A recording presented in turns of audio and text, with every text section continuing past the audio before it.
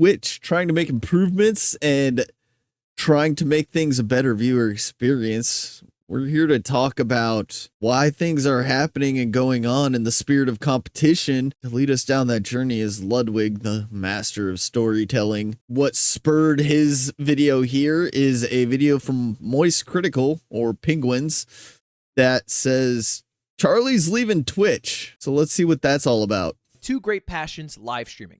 The other one, of course, being ventriloquism. And if you haven't heard, there are some major updates in the live streaming space that we have to talk about. The first one coming from a friend of mine, Charlie, aka Moist Critical, who dropped a bombshell video titled Goodbye Twitch, where he says this. So, I am no longer exclusive with Twitch. Now, he doesn't go on to say that he's signing exclusively elsewhere. He's just no longer exclusive with Twitch. And he'll try things. I mean, that is... Look, Charlie, I think, ever since Kick has come out and has said that they're like trying to shake up the space, and like it's not just Kick. I think Voice Critical has wanted to have more diversity in where he delivers content for a while now. He's not necessarily happy with the stagnation of Twitch, and he wants to be able to develop different channels with different identities and do live content across multiple leagues. So out. Right, he'll enter his college era, and he'll go back. He'll link up with Twitch. He'll have hot, nasty sex, but he's going to try out the YouTubes of the world and maybe some other sites. He didn't mention any, but he is right now trying a stream on YouTube.com. He just wants to spread it out a little bit. Really no big deal. He's sitting at 24,000 average viewership, which was his peak on Twitch over the past 90 days. I wouldn't extrapolate that too far. I would say, you know, he does have a larger presence on YouTube, but live streaming on YouTube is a bit of a pain in the ass. It's kind of hard. Really, streams that do well are ones that happen sporadically because it's an exciting thing, or if it's a big event. Now, to like hone in on this, XQC, his first day on Kick was massive compared to his average on Kick, which is closer to his Twitch average. So like these special events, the first time someone does something, they're always going to be bigger, is I think kind of like what he's trying to get at is that you're always going to have a spike. The first time you YouTube or the first time you Kick, you'll have this spike. Then it'll level out to kind of like your average viewership. And to also like give into his point on the experience on YouTube, the dashboard is kind of clunky, barren, and a lot more complicated than like going live on Twitch. And I could say the same about Kick.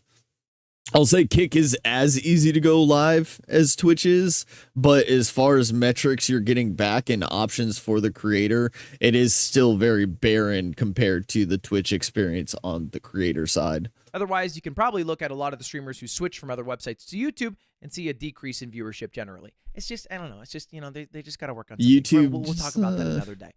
I also hear from my audience that the viewership experience on YouTube is not as good. The delay is better or bigger on YouTube, and it kind of disconnects that experience that you get interacting with the creator. Well, let's focus on the big competitor that's making a huge splash in the headlines, Kick.com. And of course, they had the XQC signing. We talked about that one. But there's been a couple of other signings that have happened over the past week. I mean, they've Something done a even lot. more interesting than just paying a lot of big streamers millions of dollars. But first, they signed Your Rage. He did the classic. I got a few options. Which one am I gonna pick? Are we not even putting YouTube on a fucking truck anymore to pick? Like, is it that much of a joke? People live stream here. Okay, this is a. I completely agree with the fact that I think people completely forget that you can live stream and live streams happen on YouTube. And I think it's YouTube's fault because they don't have a intuitive browser for people who are looking for live stream content that is not someone that they already follow. It is very hard to find live stream content to look for new creators on YouTube. A real establishment where live streams happen. Anyway, this one was not too much of a surprise because Your Rage has some friends who do already stream on Kick.com, but it was a little bit more of a surprise when it was announced that Sapnap would also be going to Kick.com. And if you don't know, Sapnap is a Minecraft creator. And if you've been at Kick.com, it's not exactly ripe with Minecraft creators. That's not the demographic. Not exactly a kid-friendly zone, right? Kick hasn't had that reputation so far.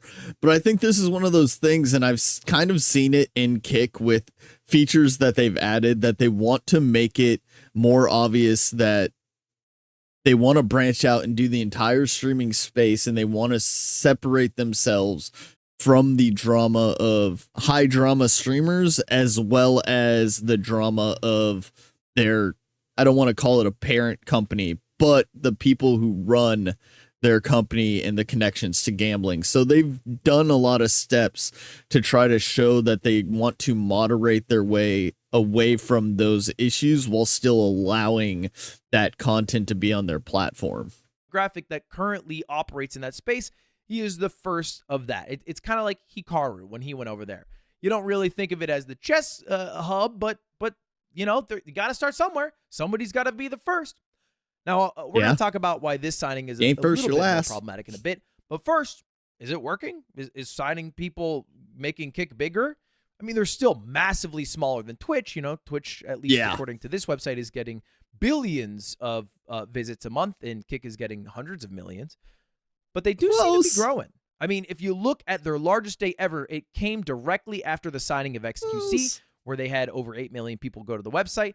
And since then, it went down a bit, but like, let's be fair. You can't sign an XQC every. You can see the spike of XQC starting, and then his viewership averages out after the first episode type thing. And each person they kind of sign, you'll get a little, depending on their size, obviously, you'll get that little bump, and then it'll level out again. I think Kick is forcing Twitch to be innovative, and there enough competition that it'll help the whole industry be better for creators in general. But Kick still has a very large uphill battle to get the reputation and kind of like baseline that Twitch has already developed. Kick can do it, but it's not going to be easy, and I don't know how long they can just like continuously burn money to try to rapidly get to Twitch's level before they have to level out and think about fiduciary responsibility and continued success of the platform itself. Every month, you'll be out $1 billion before the end of the year. And they are getting more visits now than they did before some of those major signings, right? Quarter over quarter, they are growing. And another really interesting, if you look at it, Kick's growth does not equal Twitch's drop. So even though Kick is growing, Twitch has not lost, which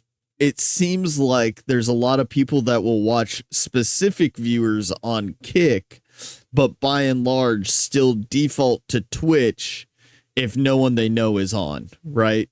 That's what it feels like, and people are splitting their time as opposed to moving full-time as a viewer to Kick. Or even content creators. There's a lot of content creators that are splitting their time between the two. So there's that. Just hit 12 million users, which is pretty fast. They hit that pretty quickly. And the question most people ask, aren't they like bleeding money? Where's all this money coming from? Is this sustainable? How are they able to afford signing all these people without actually even running ads on their platform? Like if you go to Kick, you won't receive an ad because they have next to no monetization. To which the CEO of Kick, Eddie, would say, we don't even care about that. It's not even a problem. Yeah, no, we've at this moment we're not running ads. You know, I'd like to think we're in a growth phase right now. You know, I don't know if they can run ads. I don't know if they've found enough advertisers interested in their platform to actually run ads yet.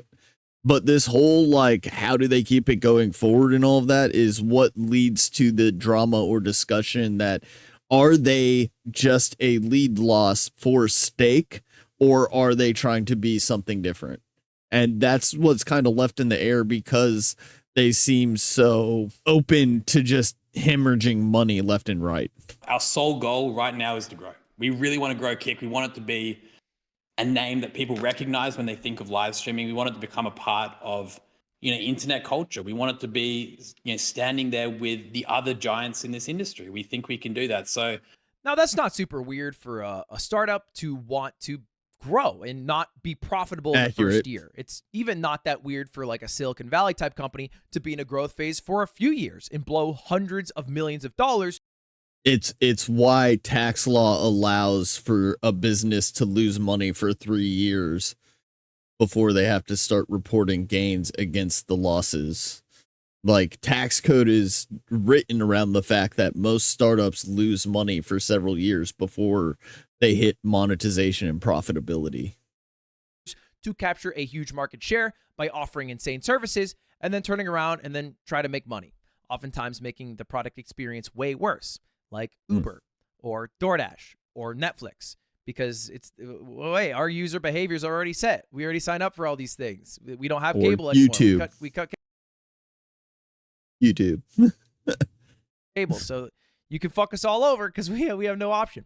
Now, I'm not Surprise! saying their experience terrible You got when they try to become profitable, but it is not that weird to be in a growth phase.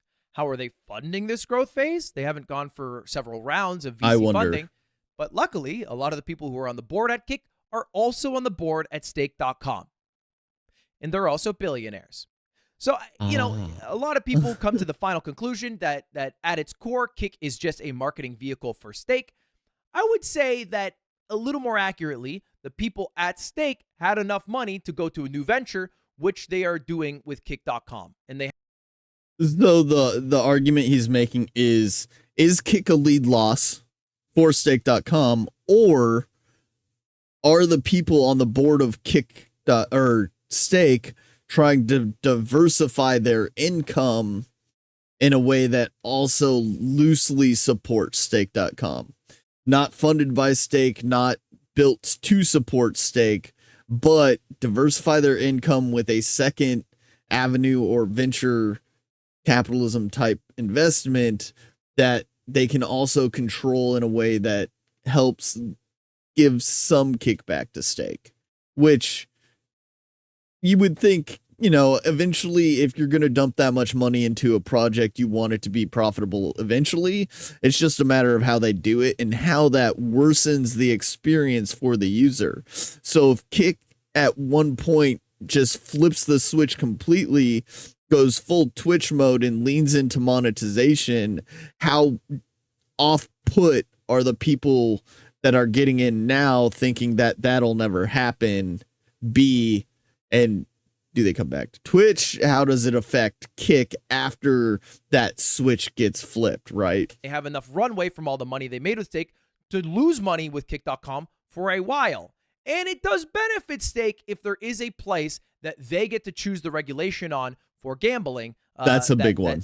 They can still allow it on the site as opposed to just being at the whim of another company like YouTube or Twitch, who have banned people for doing gambling content, sponsored gambling content in the past. Now, I will stop here to also address that Kick has added some features like the ability to hide any 18-plus content, pools, hot tubs, and bikinis, and also hide slots and casinos from... Those are the two features that they put out to show that while they're going to continue to allow that content, they want people to give people the ability to ignore that content or not see that content, because they know that not everyone wants that content in front of them all the time. As far as how it would make money for Stake, it's more about having the passive advertisement of allowing individuals to stream playing slots and stuff on Stake.com as opposed to an upfront advertisement or anything like that. So by allowing someone to stream it on this site, they do get a kind of passive advertisement, the same way that any video game gets a passive advertisement from any streamer. So if they control this site, they can allow their site to be displayed on it, and it's more of a passive advertisement that people don't think about. It's way more intuitive and it's more tailored for the people looking for that content. So it does benefit Stake slightly in that way, but I think that Ludwig was right in the fact that their goal is most likely to monetize and have a diversity of incomes coming from Kick, as opposed to having Kick just fuel Stake, because you would have to have a very high click-through rate and turnover into Stake.com for it to be profitable that way with the amount of money that they're burning in Kick.com. From your webpage at all. You just have to go to your settings and profile. which is cool. I think that is a helpful feature. I've seen it get abused a few times. Like people will just go to the just chatting with of both course. Of those I mean, categories. everything's going to get moderation, abused. That should address that. And they've also added something that I think is way more interesting than paying big creators millions of dollars, which is their Kick Creator Incentive Program. They've talked about this for a while. The beta of said program. So they're starting it, and I think they're supposed to be getting $16 an hour, something around there.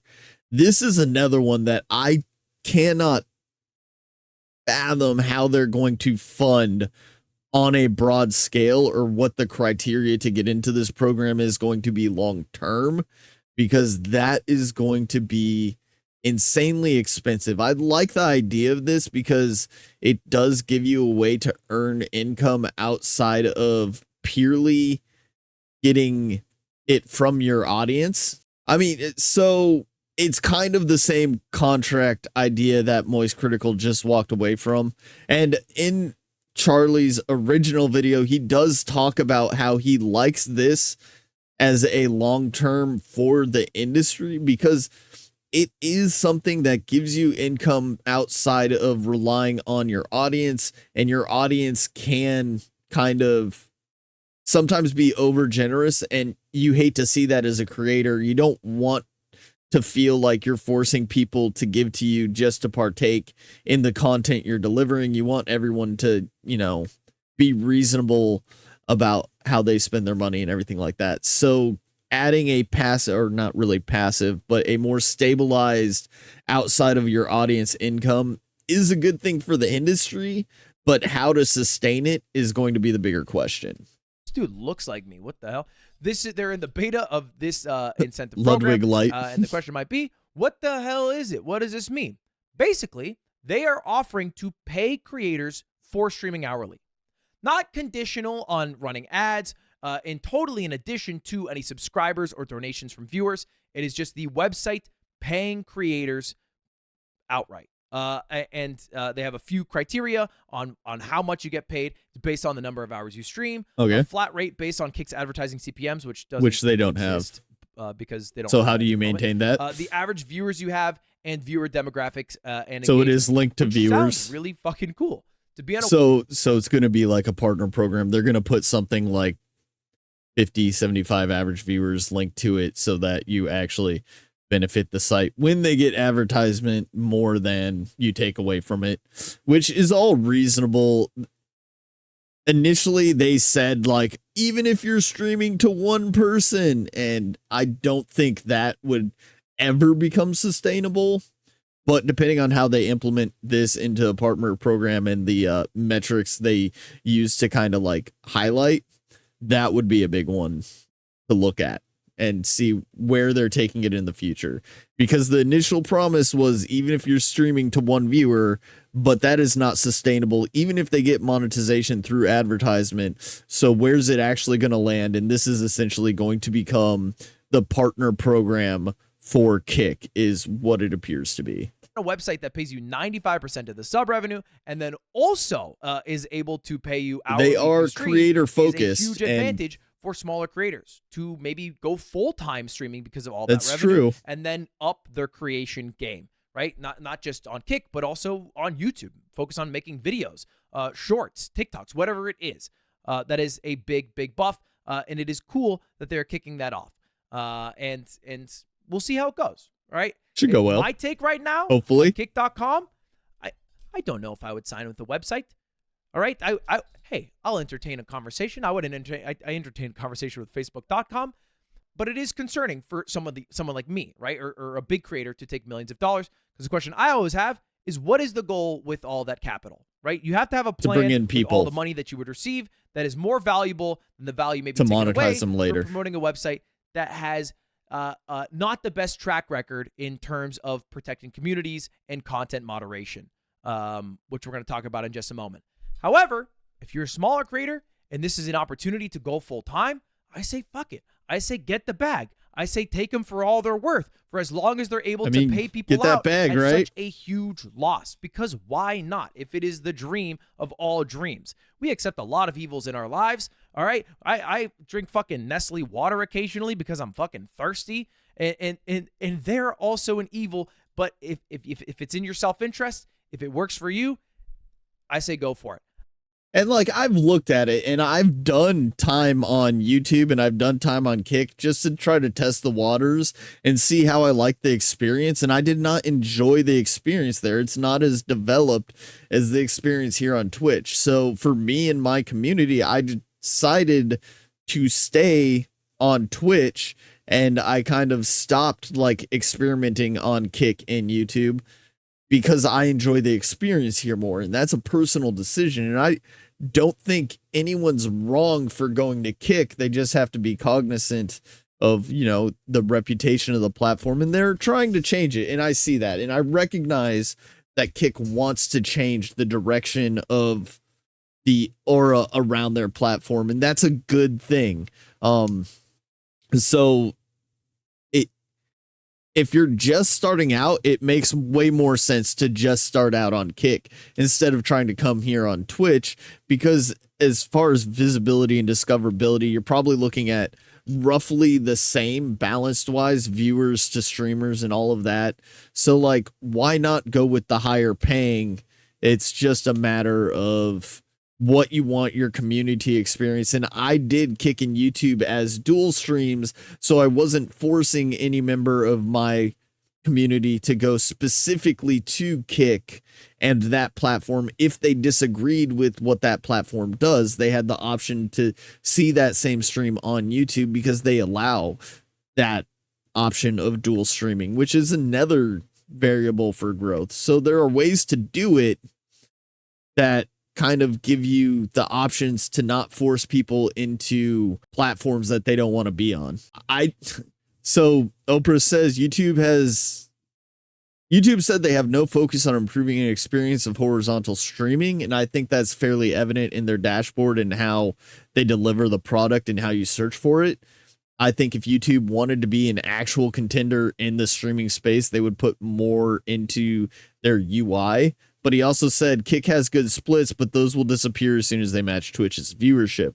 And I don't think that Kick will actually get to the point where they're matching Twitch's viewerships. I think they'll get a lot closer. And at some point, they'll make the switch from we are no longer looking at growth, but we are looking at monetization. And once that split happens, that's when a lot of those splits and maybe the $16 an hour gets harder to get or something like that. But once they stop growing, they're going to kick on the ads, they're going to drop the split, and they're going to focus on how to make the platform sustainable after growth. And that will happen. I don't see how it couldn't not happen, or double negative, how it can be avoided if Kick wants to continue into the future. Double negatives.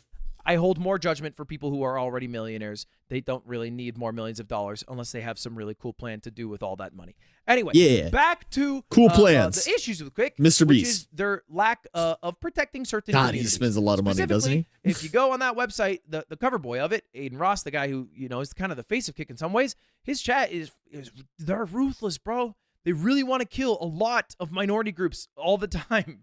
And Tubbo talked about this after the signing of Sapnap, who is a creator with a younger demographic.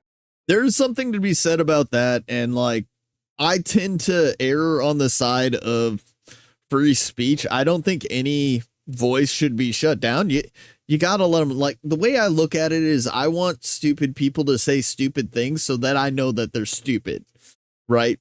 I want hateful people to say hateful things so that I know they're hateful. If you just put it out there right in front of you, you know exactly what you're dealing with. And like, those people can be avoided or kind of like shoved out of your life, right? So if you don't like that content, you don't like that audience, don't go seek it out and avoid them and push them away. They're going to try to like infest and come into everything. But at the end of the day, it's free speech. People are going to say what they want to say. You can't control thought and you can't control speech.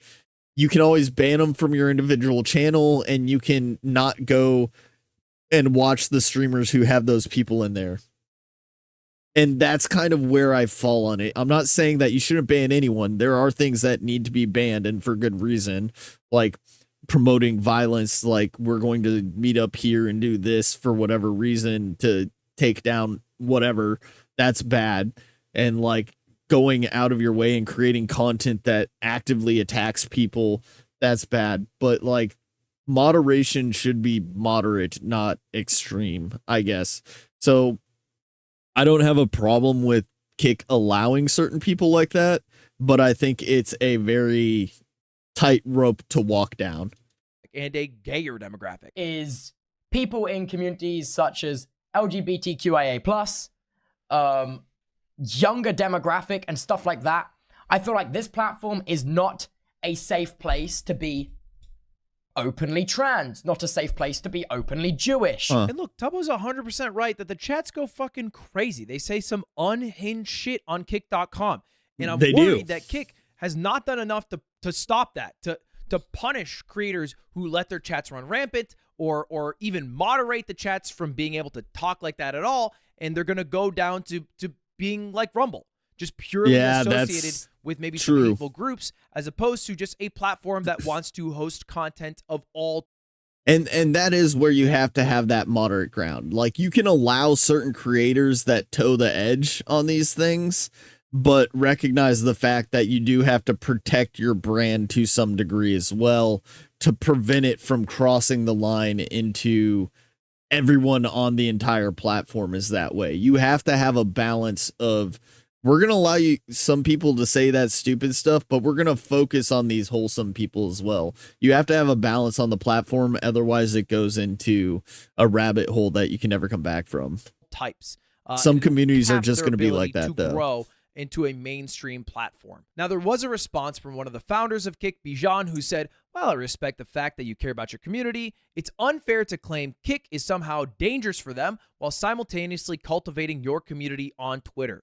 You would like to improve Kick somewhat, but you are on Twitter.com. Curious. We have it's X now. Moderation.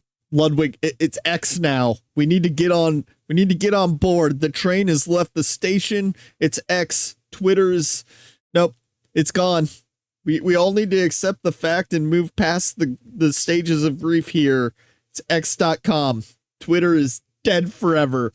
On both video content and chat messages. And we are a young platform, so give us a chance. You know, what the heck?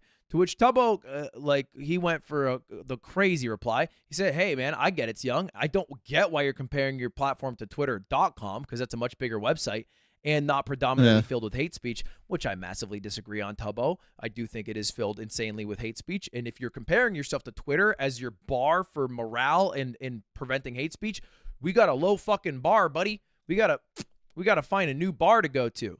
I would argue that the reason you cultivate a platform on Twitter, it's finding this balance, right? Because Twitter was going down this rabbit hole where like nothing was allowed to be said, and they were like shutting down a huge amount of stuff, and they switched to like everyone can say everything. And again, you have to find like a more tailored, like, what violence or action can come of this speech type situation.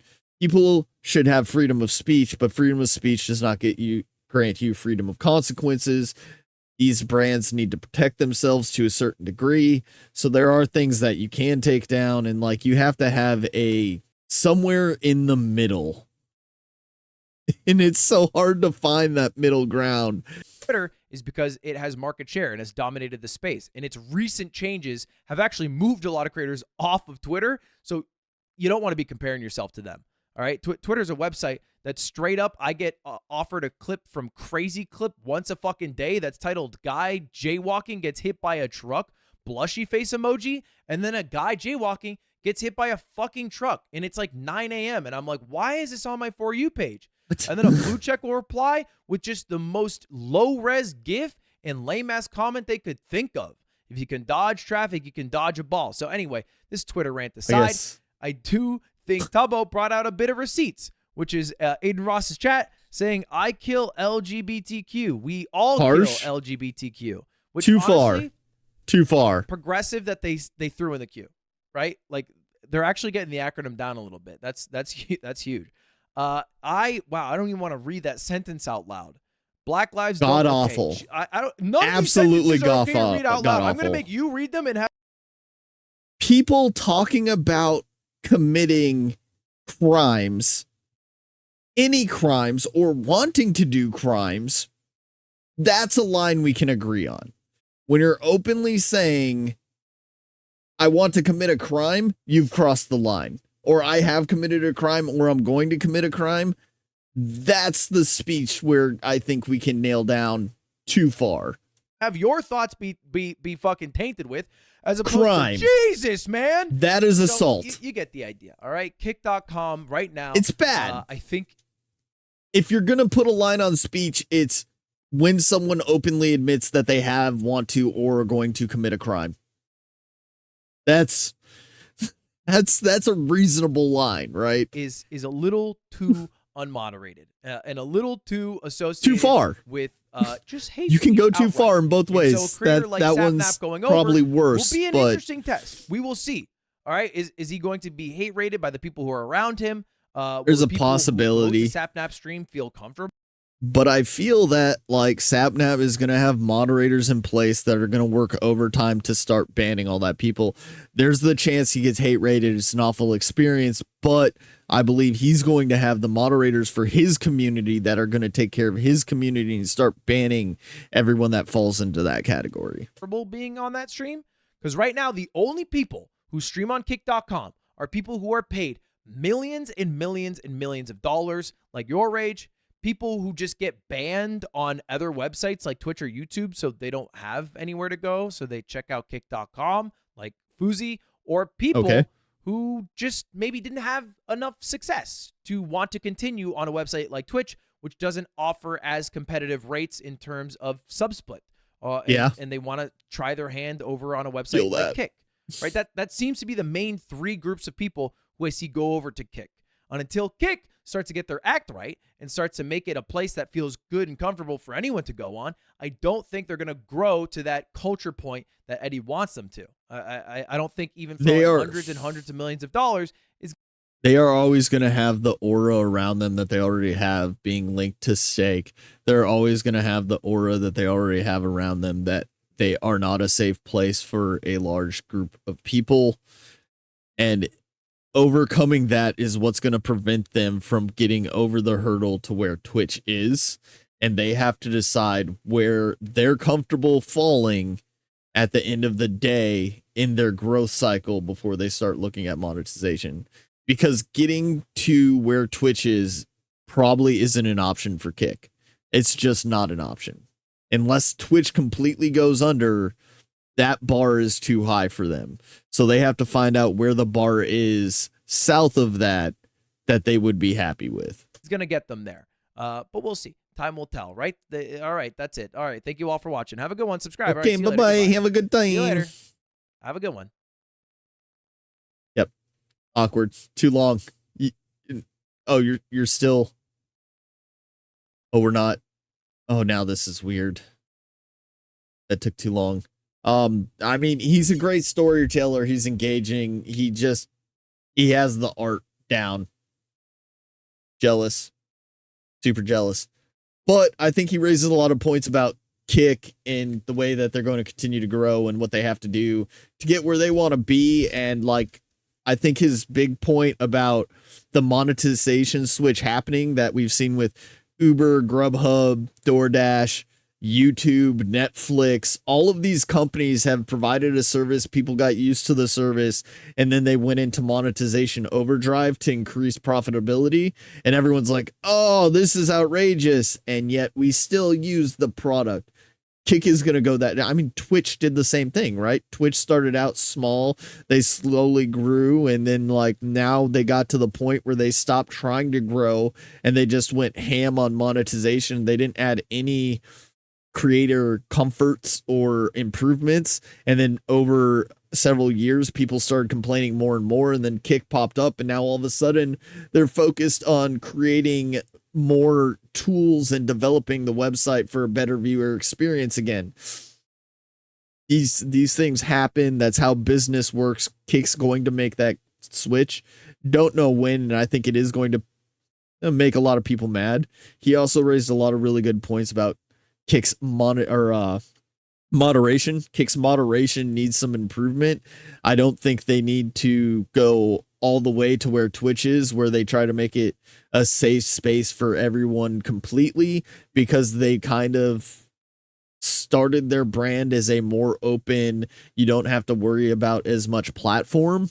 But I think that they do need to have some form of moderation that recognizes that when people are openly talking about things that are crimes or wanting to commit crimes, doing crimes, all of that stuff, that is a line that maybe you don't need to allow viewers to cross. And there's a middle ground, but at the same time, someone pointed it out about Twitter, X, and like YouTube, and even on Twitch. People get banned on Twitch, but these comments pop up on Twitch, they pop up on Twitter, they pop up on YouTube, they pop up Facebook, everywhere, and these people get banned eventually. But like, it's the internet. Anywhere you go, you're going to find speech that matches that same level. It's just not as prevalent because people get banned and they have to make alt accounts and keep doing it over and over again. I have been on Twitch when I have received follows that the name suggests veterans need to do something that is a major problem in the veteran community as far as 22 a day. So these things happen no matter where you go. It's just the nature of the beast of being online. But I think there is a way to allow people to say more and have more freedom without allowing everything to slide under the radar. And we'll see where Kick lands on that as they continue to like grow and try to find their strategy for monetization. All we can do is sit back and watch and see where Kick lands at the end of the day. And subscribe, do this stuff. You want all that? All of that. Hey there, it's Skeg Broggy. Thanks for watching the video. And if you enjoyed it, please let me know in the comments below. Don't forget to hit the like and subscribe button and follow me here on Twitch for more awesome content. Link is in the description.